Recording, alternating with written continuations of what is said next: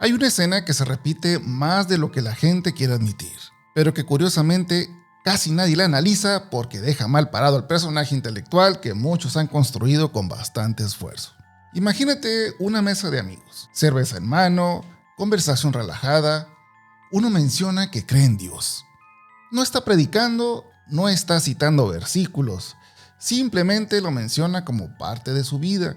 Y entonces aparece el escéptico elegante, ese que se ríe con media sonrisa de superioridad tranquila, el que dice que la religión es un invento humano, que creer en algo invisible es infantil y que la humanidad ya debería haber superado esas cosas. Hasta ahí, todo muy siglo XXI. Pero la conversación da un giro.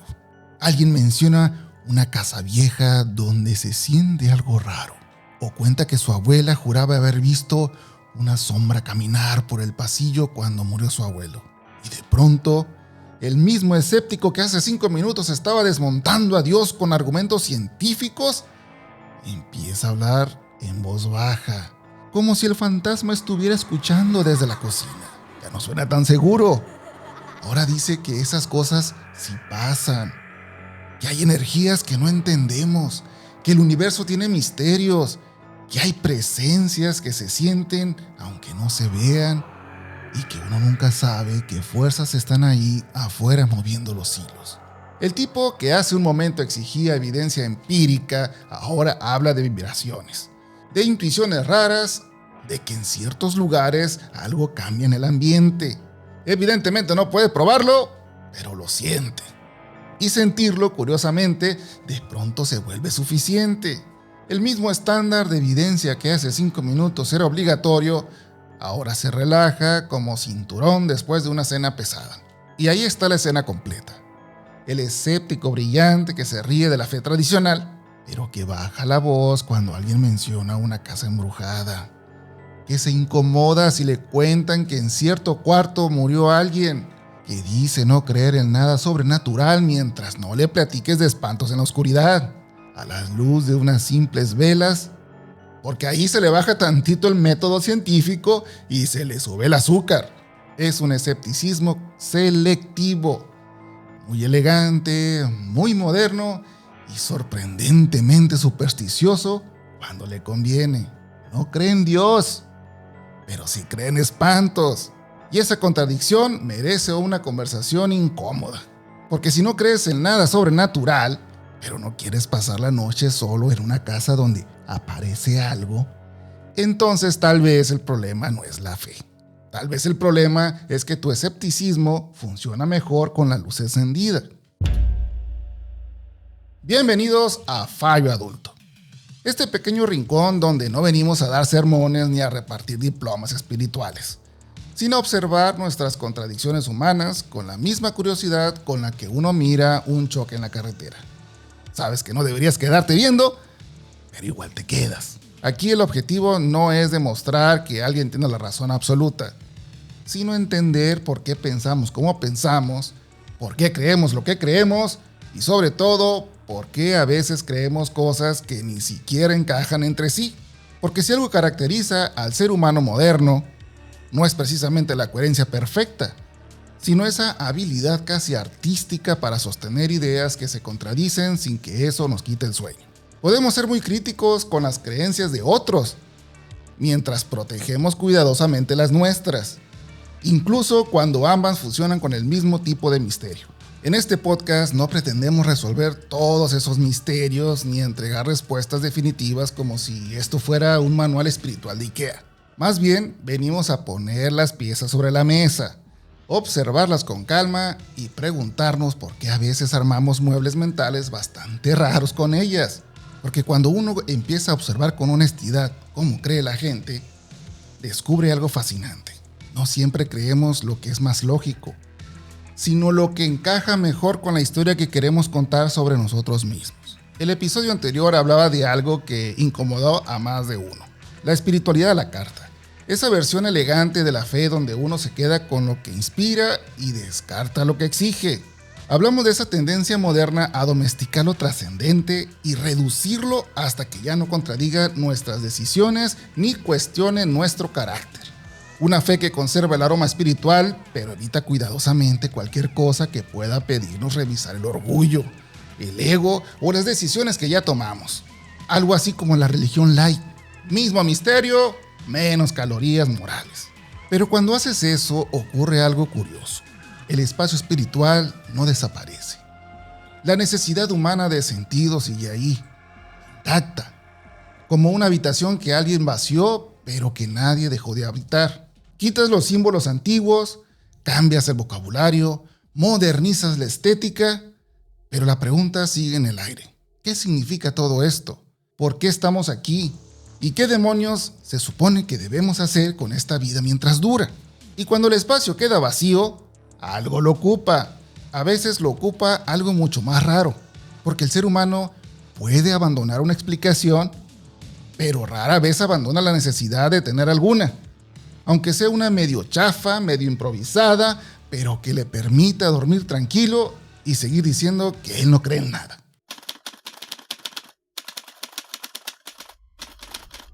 Hay que decirlo sin anestesia intelectual.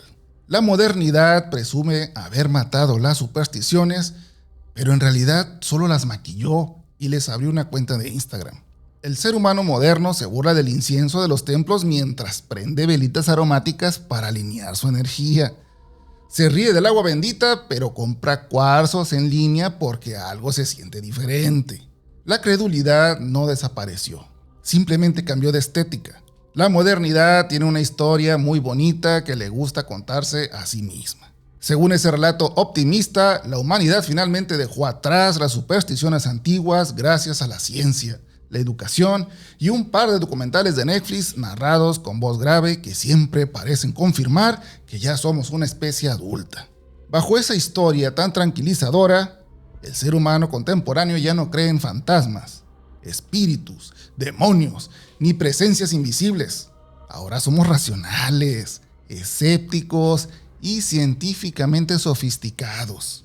Nos gusta pensar que superamos los miedos medievales y que ahora habitamos un mundo gobernado por evidencia, pensamiento crítico y gráficos con colores sobrios, como la diapositiva de PowerPoint de un maestro de secundaria que quiere que todo se vea muy serio. El problema aparece cuando dejas de escuchar lo que dicen y empiezas a ver lo que la gente realmente cree cuando apaga la luz del cuarto, cuando se queda solo en su casa, cuando ocurre una coincidencia extraña o cuando alguien cuenta una historia que no tiene explicación fácil. Ahí el ser humano moderno empieza a comportarse menos como científico y más como el mismo ser humano curioso que siempre ha sido. Porque sí, muchas personas ya no creen en Dios, pero creen sin problema en energías que se sienten raras, en casas que traen algo, en vibraciones del universo, en chakras desalineados, en señales del destino, en cuarzos que equilibran la mente y en rituales emocionales que, curiosamente, siempre confirman lo que ya querías pensar. Creen en astrología, en Mercurio retrógrado, en manifestaciones cósmicas y en universos que aparentemente tienen tiempo para mandarte señales personalizadas sobre tu vida amorosa. Y si la conversación se pone buena, también aparecen los clásicos del folclore moderno. Historias de espíritus que se aparecen en casas viejas, sombras que cruzan el pasillo a las 3 de la mañana, apariciones que solo ve la tía que siempre fue muy sensible a esas cosas, y leyendas urbanas de monstruos o presencias que misteriosamente siempre aparecen cuando alguien apagó la luz. Es decir, la humanidad no abandonó lo sobrenatural, solo lo modernizó. Antes era un espíritu en el pasillo, ahora es una energía rara. Mismo susto, mejor marketing. En lugar de espíritus medievales, ahora hablamos de energías. En lugar de presencias, hablamos de vibraciones. En lugar de demonios, hablamos de bloqueos emocionales. Pero el truco mental sigue siendo el mismo. Algo invisible influye en tu vida y explica lo que no entiendes. Ayer eran espíritus que caminaban por los pasillos de casas abandonadas. Hoy son energías que recorren la habitación cuando alguien siente una vibra rara. Cambia el vocabulario, pero la escena es sospechosamente parecida. Alguien baja la voz, mira hacia la puerta y empieza a contar que una vez escuchó pasos donde no había nadie. Y aquí aparece la contradicción interesante. La autoría espiritual tradicional parece absurda, pero las presencias invisibles difusas resultan intuitivas. Un Dios con estructura genera rechazo intelectual. Una energía cósmica misteriosa despierta curiosidad espiritual. Uno exige coherencia, responsabilidad moral y la posibilidad incómoda de estar equivocado. La otra solo pide incienso opcional, una playlist de meditación y la promesa de que el universo, curiosamente, siempre coincide contigo. La superstición no desapareció. De hecho, si uno mira con calma el panorama cultural de los últimos 20 años, lo que ocurrió no fue una desaparición, sino una migración.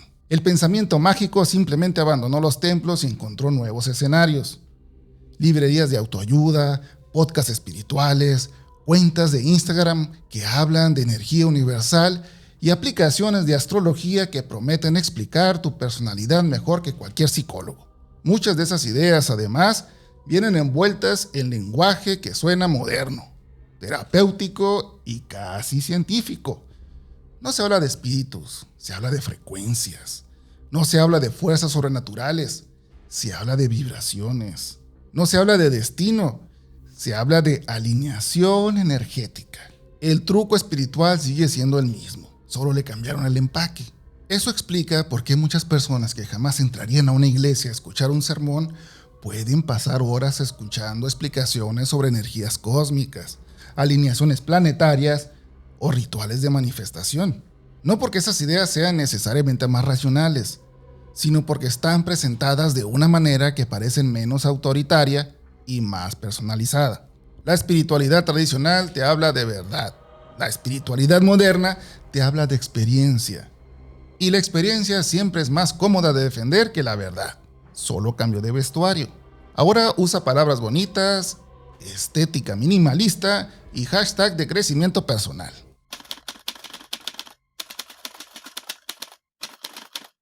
Hay algo profundamente humano detrás de este fenómeno y no se reduce a ignorancia, aunque a veces ayude un poco. El ser humano tiene una necesidad psicológica bastante antigua: encontrar sentido cuando la realidad se vuelve caótica. Cuando algo no se entiende, la mente busca patrones. Cuando algo duele, la mente busca significado. Y cuando el mundo parece demasiado grande para controlarlo, inventamos historias que nos devuelven la sensación de que alguien o algo tiene el volante. Esa tendencia no es nueva. De hecho, es una de las herramientas cognitivas más viejas que tenemos.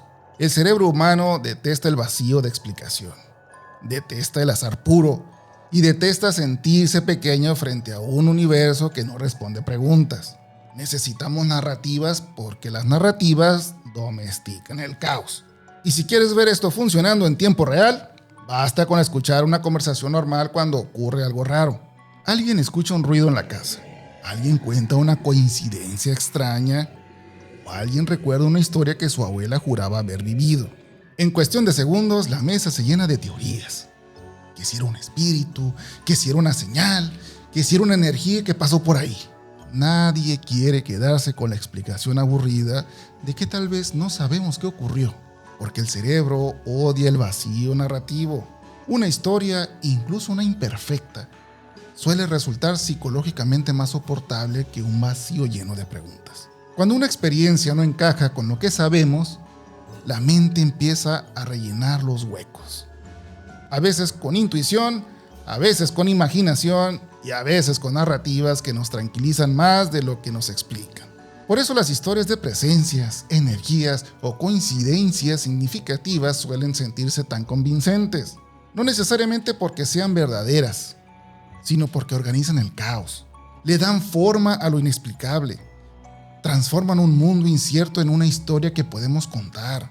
Y cuando una historia logra ordenar lo que parecía desordenado, el cerebro respira. No importa demasiado si la explicación es correcta. Importa que reduzca la sensación de incertidumbre y que devuelva la impresión de que el mundo sigue teniendo lógica. De hecho, esa tendencia explica por qué incluso en sociedades altamente educadas siguen apareciendo narrativas espirituales nuevas cada pocos años. Cambian los términos, cambia la estética, cambian las palabras que utilizamos para hablar de lo invisible. Pero la necesidad humana de interpretar lo inexplicable permanece intacta. El ser humano no solo quiere entender el mundo, necesita sentir que el mundo tiene algún tipo de coherencia. Durante siglos, las religiones tradicionales ofrecieron una estructura para esa necesidad. Podían gustarte o no, podías discutirlas o rechazarlas, pero al menos ofrecían una narrativa completa. Bien, mal, propósito, responsabilidad, error, redención. No eran simplemente un conjunto de sensaciones espirituales. Eran sistemas que intentaban explicar por qué existe el sufrimiento, qué significa actuar bien o mal, y qué responsabilidades tiene cada persona dentro de ese drama humano. No se limitaban a decir que el universo tiene energía. Intentaban responder preguntas incómodas sobre el carácter humano y sobre el tipo de vida que vale la pena vivir. ¿Era un sistema incómodo? Sí, porque implicaba reconocer que tal vez el problema no estaba siempre afuera, sino dentro de uno mismo. Implicaba aceptar que no todas las decisiones son equivalentes, que algunas elecciones tienen consecuencias morales y que el ser humano no siempre es tan sabio como le gusta creer. Implicaba aceptar algo todavía más incómodo, que la intuición personal no siempre es una brújula confiable y que nuestras emociones, por intensas que sean, no siempre son un buen mapa de la realidad. La espiritualidad improvisada de nuestra época funciona distinto. No suele ofrecer estructuras complejas ni narrativas exigentes. Ofrece interpretaciones flexibles, experiencias subjetivas y explicaciones que rara vez contradicen lo que uno ya piensa sobre sí mismo. En lugar de preguntarte qué deberías cambiar, te invita a reinterpretar lo que ya hiciste. En lugar de confrontarte con una verdad incómoda, te ofrece una lectura más amable de tus propias decisiones. No corrige, consuela, no confronta, acompaña. Y acompañar siempre es más cómodo que cambiar.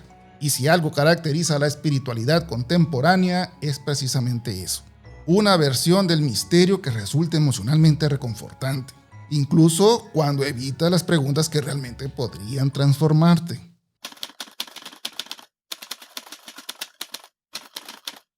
Aquí es donde la ironía se vuelve deliciosa y un poco incómoda. El ser humano moderno presume pensamiento crítico, hasta que el misterio le resulta emocionalmente conveniente.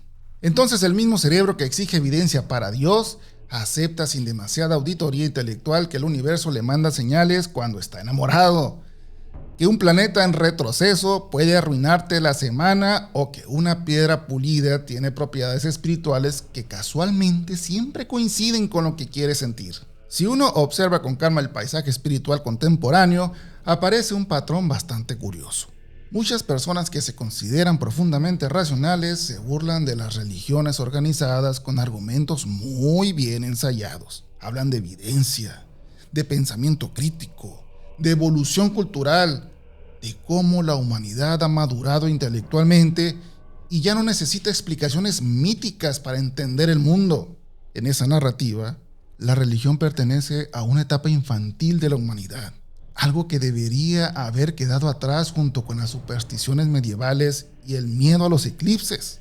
Pero curiosamente, esas mismas personas adoptan sin demasiada resistencia ideas que, examinadas con el mismo rigor que aplican a la religión, serían igual de extraordinarias o incluso más. Hablan de energías que circulan por el cuerpo, de vibraciones que afectan las emociones, de cuarzos que equilibran la mente, de universos que envían señales cuando estás alineado con tu propósito y de presencias que se sienten cuando entras a una casa vieja. Y si el ambiente se pone suficientemente oscuro, siempre aparece alguien que jura que una vez vio una silueta al fondo del pasillo, que escuchó pasos en la azotea cuando no había nadie, o que en cierto pueblo hay una criatura que sale cuando la noche se queda demasiado silenciosa. La diferencia es que esas ideas se presentan con un lenguaje moderno, emocional y aparentemente terapéutico, lo que las hace sonar más sofisticadas que las viejas categorías religiosas. No lo hace necesariamente con mala intención. Muchas veces lo hacen porque esas ideas encajan mejor con la narrativa personal que cada uno ha construido sobre sí mismo. Son creencias que parecen profundas, misteriosas y espirituales, pero que rara vez exigen revisar decisiones, admitir errores o aceptar la posibilidad de que uno no sea el centro del universo. Funcionan como una especie de espiritualidad suave, una versión del misterio que no incomoda demasiado y que además suena bastante bien en conversaciones de café, donde todo parece profundo mientras nadie tenga que cambiar nada realmente. La diferencia no está en la evidencia, la diferencia está en la incomodidad. Porque si una creencia te exige cambiar tu vida, se vuelve sospechosa. Pero si una creencia te deja exactamente como estás, entonces curiosamente se vuelve muy profunda. La diferencia está en la incomodidad. La religión tradicional trae algo incómodo incluido en el paquete. La posibilidad de que exista una autoridad moral que no dependa de tu opinión. La posibilidad de que haya cosas en tu vida que necesitan corrección.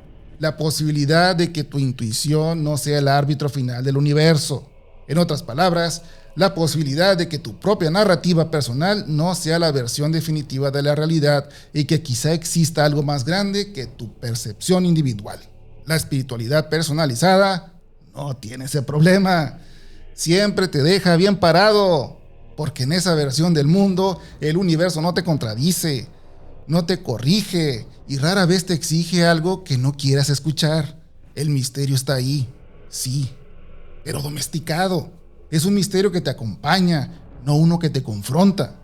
Un misterio que funciona más como decoración emocional que como una pregunta incómoda sobre cómo deberías vivir.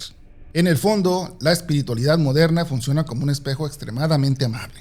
Si algo sale mal en tu vida, no es que hayas tomado una mala decisión, es que tu energía estaba bloqueada. Si un proyecto fracasa, no es que la estrategia fuera mediocre, es que el universo tenía otros planes para tu proceso. Si alguien te contradice, no es que estés equivocado, es que su vibración no está alineada con la tuya. Todo puede reinterpretarse de una manera que preserve tu papel de protagonista razonable dentro de la historia. Ese truco tiene una ventaja enorme: protege el ego. Permite sentir que el mundo sigue teniendo sentido sin tener que aceptar que a veces simplemente nos equivocamos, que tomamos malas decisiones o que nuestras intuiciones no siempre son confiables. Es una forma elegante de evitar el golpe que produce reconocer que el problema quizás estaba dentro de uno mismo. El universo moderno es curioso, especialmente porque parece haber sido diseñado exactamente a la medida de nuestras emociones contemporáneas. Un universo que envía señales cuando necesitas motivación, que confirma tus decisiones cuando tienes dudas y que rara vez cuestiona la historia que te cuenta sobre ti mismo. Un universo que casualmente coincide con tus sentimientos y que casi nunca te obliga a confrontar algo incómodo sobre tu carácter. No es un universo que exige transformación moral. Es un universo que ofrece validación emocional. Y cuando una narrativa espiritual ofrece validación constante, el cerebro la adopta con bastante rapidez. No porque sea necesariamente verdadera, sino porque es psicológicamente cómoda. Porque permite sentir que el mundo tiene sentido sin tener que aceptar que algunas de nuestras decisiones, creencias o impulsos quizás estaban equivocados. Eso no significa que todo misterio sea falso. Significa que el ser humano tiene una habilidad impresionante para construir versiones del misterio que lo hagan sentirse tranquilo. Versiones del misterio que curiosamente casi siempre coinciden con lo que ya querías creer. Siempre coincide contigo.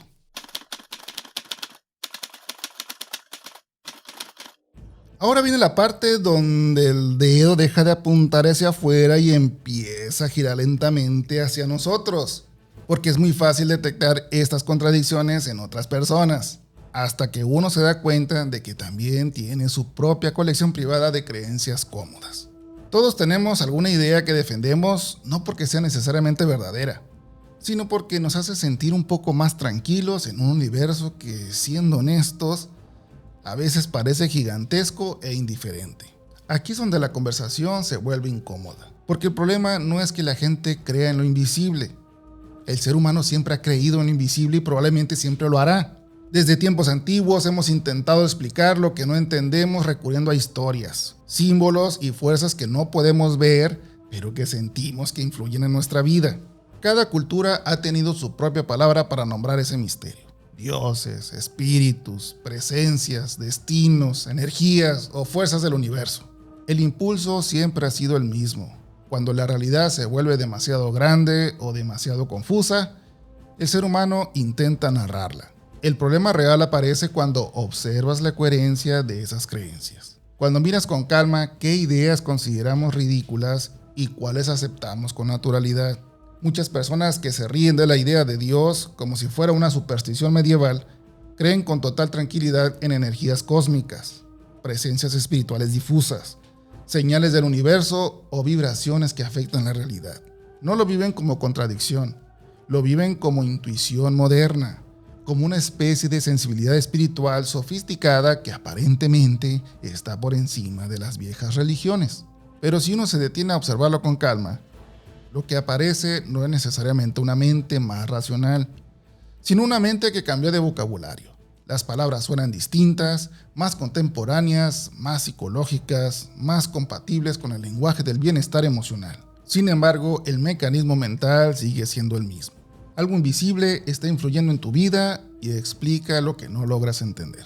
La pregunta interesante no es si esas cosas existen o no. Esa discusión lleva siglos y probablemente seguirá abierta durante muchos más. La pregunta interesante es por qué unas creencias nos parecen absurdas y otras perfectamente razonables, incluso cuando ambas hablan de realidades invisibles que influyen en la vida humana. ¿Por qué una presencia espiritual tradicional nos parece superstición, pero una energía cósmica misteriosa nos parece profundidad? ¿Por qué un Dios con voluntad y autoridad nos incomoda, pero un universo lleno de vibraciones que curiosamente siempre coinciden con nuestras emociones nos parece una idea interesante? Y muchas veces la respuesta es incómodamente simple. Las primeras te contradicen, te exigen revisar tu conducta, aceptar límites o reconocer que quizá no tenías la última palabra sobre la realidad. Te colocan frente a la posibilidad de que exista una verdad que no depende de tu percepción personal. Las segundas te halagan, te colocan en el centro de la historia y convierten tus emociones en una especie de brújula espiritual que nunca está equivocada. En ese modelo del mundo, lo que sientes se convierte en evidencia y lo que deseas termina pareciendo una señal del universo.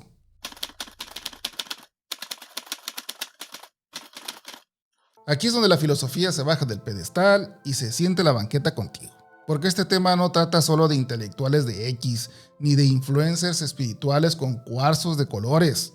Trata de nosotros, de esa tendencia humana a construir un universo que nos entienda perfectamente, que confirme nuestras emociones y que, si es posible, nunca nos diga que estamos equivocados. Bajemos esto a tierra, a conversación de banqueta, porque aquí es donde realmente se entiende el asunto. Si conoces a alguien que dice no creer en Dios, pero sí cree que ciertas casas tienen presencias, que ciertas personas traen mala energía, que ciertas coincidencias son señales del universo y que ciertos cuarzos equilibran el alma, lo que estás viendo no es ausencia de espiritualidad. No es un vacío espiritual ni una mente completamente racional que decidió abandonar todo lo invisible. Lo que estás viendo es algo mucho más común en nuestra época. Una espiritualidad fragmentada, personalizada, hecha a la medida de lo que cada persona está dispuesta a aceptar sin sentirse demasiado cuestionada. Es una espiritualidad que conserva el misterio, pero elimina la incomodidad. Mantiene lo emocionante de lo sobrenatural, los espíritus, las presencias, las historias de casas embrujadas que siempre tiene el amigo del amigo. El compadre que jura que en tal rancho se aparece la Llorona cuando el río baja crecido. O el primo que asegura que una vez vio caminar algo en el monte cuando todos dormían. Pero evita cuidadosamente cualquier conclusión que implique revisar la propia vida. Se queda con la parte emocionante de lo invisible, pero evita cuidadosamente cualquier idea que implique responsabilidad, corrección o cambio personal. Es una espiritualidad que suena profunda, que se presenta con palabras suaves y que siempre parece estar del lado de quien la practica. Es espiritualidad sin estructura. Una espiritualidad que conserva el misterio, pero elimina la autoridad. Una espiritualidad que permite sentirse profundo sin tener que cambiar demasiado. Es como quedarse con la música de la religión, pero quitarle la letra incómoda. Te quedas con el ambiente, con la sensación de que el universo es grande, misterioso y lleno de significados ocultos. Pero desaparece la parte donde alguien te dice que quizás tienes que revisar tu carácter, tu orgullo o tus decisiones. El misterio permanece, pero la exigencia desaparece. Todo lo que confronta se descarta. Todo lo que reconforta se queda. Y aquí es donde aparece algo interesante si uno compara esto con lo que los textos bíblicos realmente dicen sobre la espiritualidad. Si ustedes creían que hoy no iba a sacar la Biblia, pues vayan buscándola porque hoy vamos a analizar unos textos bíblicos. Por ejemplo, en 1 de Juan 4:1 aparece una advertencia bastante directa. No crean a todo espíritu, sino prueben los espíritus para ver si provienen de Dios. Es decir, incluso dentro de la tradición bíblica ya existía la idea de que no todo lo invisible merece confianza automática. No todo lo que se siente misterioso es necesariamente verdadero. En otro momento, Deuteronomio capítulo 18, versículos 10 al 12, advierte contra la fascinación con prácticas espirituales difusas, presencias y consultas a lo oculto. No porque el mundo espiritual sea inexistente, sino precisamente porque la tradición bíblica considera que ese territorio no es un juego de curiosidad emocional. También aparece una observación interesante en 2 Timoteo capítulo 4 versículo 3, donde se describe una tendencia humana muy reconocible. Vendrá tiempo cuando no soportarán la sana enseñanza, sino que teniendo comezón de oír, se amontonarán maestros conforme a sus propios deseos. Dicho en lenguaje de banqueta, cuando la verdad incomoda, el ser humano empieza a buscar versiones más cómodas de lo espiritual. Y quizá una de las frases más directas aparece en Juan capítulo 8, versículo 32. Conocerán la verdad y la verdad los hará libres. Curiosamente, la frase no dice que la verdad siempre será cómoda. De hecho, sugiere lo contrario, porque la verdad primero incomoda, luego libera. Todo esto no significa que las historias de espantos, presencias o leyendas de pueblos no tengan su lugar en la cultura. México está lleno de relatos así. El amigo que no pasa por el panteón de noche aunque diga que no cree en nada. La tía que jura haber visto a la Llorona cerca del río. El vecino que asegura que en cierta casa se aparece una sombra cuando alguien muere. Esas historias forman parte del folclore humano y revelan algo interesante sobre nosotros, que incluso cuando presumimos ser muy racionales, seguimos reaccionando al misterio. Porque el ser humano puede cambiar de vocabulario, pero no cambia tan fácil su relación con lo invisible.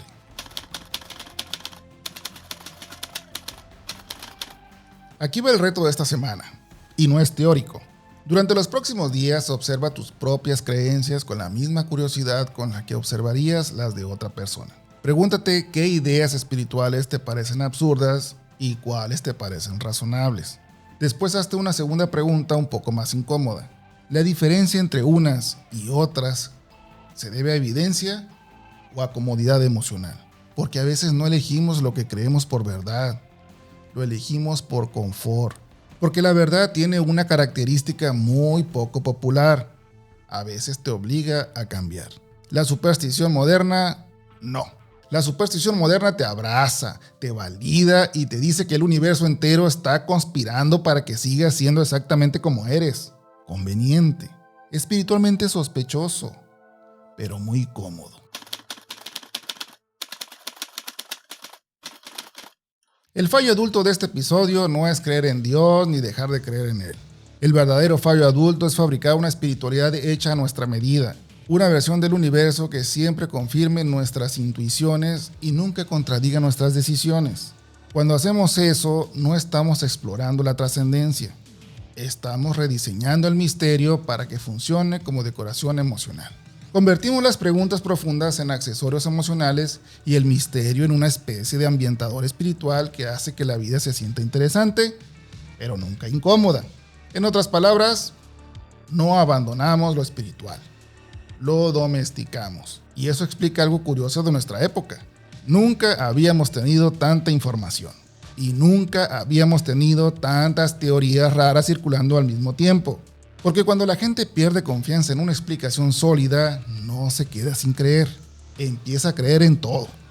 Y la gente dice que ya no cree en nada, pero nunca hemos creído en tantas cosas. Creemos en señales, en energías, en coincidencias cargadas de significado, en universos que supuestamente nos mandan mensajes personalizados sobre nuestras relaciones, nuestro trabajo o nuestro destino. Cambiamos los nombres, modernizamos el vocabulario y decoramos el misterio con estética contemporánea. Pero la necesidad humana de creer en algo que explique el caos sigue exactamente donde siempre ha estado. Antes de cerrar, ya sabes el pequeño ritual incómodo de este podcast. Si este episodio te hizo pensar, te incomodó un poco, o te recordó a ese amigo que se burla de la religión, pero le prende velas al cuarzo cuando Mercurio está retrógrado, entonces ya sabes qué hacer. Dale like, compártelo con ese amigo y suscríbete al canal. No porque vayamos a cambiar el mundo, pero al menos para que esta pequeña terapia colectiva disfrazada de podcast siga existiendo. El siguiente episodio va a empujar esta conversación todavía más lejos, porque si hoy hablamos de por qué seguimos creyendo en misterios aunque digamos que somos racionales, en el episodio 19, azar o diseño, universo y vida, lo que el accidente no explica, vamos a mirar una pregunta todavía más grande. Si todo esto que llamamos universo realmente es solo producto del accidente, o si hay algo en la estructura misma de la realidad que apunta a algo más profundo. Porque cuando una sociedad pierde confianza en las estructuras tradicionales de sentido, no necesariamente se vuelve más racional. A veces ocurre algo mucho más extraño. El vacío que deja una explicación sólida empieza a llenarse con todo tipo de narrativas improvisadas que intentan devolverle el orden al mundo. A veces se vuelve más desconfiada y más paranoica.